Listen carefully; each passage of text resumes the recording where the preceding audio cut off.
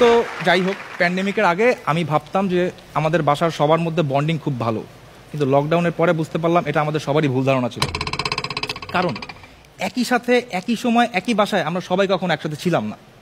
আমার দুলাভাই ডিপ্রেশনে পড়ে গেছে সারাদিন আমার বোনকে দেখতে দেখতে। এরপরে সে অ্যাডিক্টেড হয়ে গেছে। ড্রাগের নাম কি জানেন? পাবজি। তো ভালো কথা, একদিন আমার বোন আমার রুমে এসে হাউমাউ করে কাঁদতেছে। আমি বললাম, দিদি কি হয়েছে? দিদি বললো, তোমার ভাইয়া আর একটা প্রেম করতেছে। আমি বললাম, তুমি কিভাবে বুঝলা? কারণ আমি দরজার পাশ থেকে শুনছি ও কাকে জানি বলতেছে যে শুয়ে থাকো শুয়ে থাকো শুয়ে থাকো, তুমি উঠলা কেন? আমার পাশে এসে শুয়ে থাকো, তুমি বললে আমিও মরে যাব। আমি দিদিকে বললাম, এরপরে কি বলছে? দিদি বলছে, আমি আর শুনি না, আমি চলে আসছি। আমি বললাম, দিদি তোমার পুরোটা শোনা উচিত ছিল। এরপরে ভাইয়া বলছে, সামনের বাসায় একটা এনিমি আছে, গুলি করে ফেলবে, আমরা দুজনেই মরে যাব। এটা তুই কেমনে জানলি? দিদি, ভাইয়া আমার সাথে পাবজি খেলতেছিল।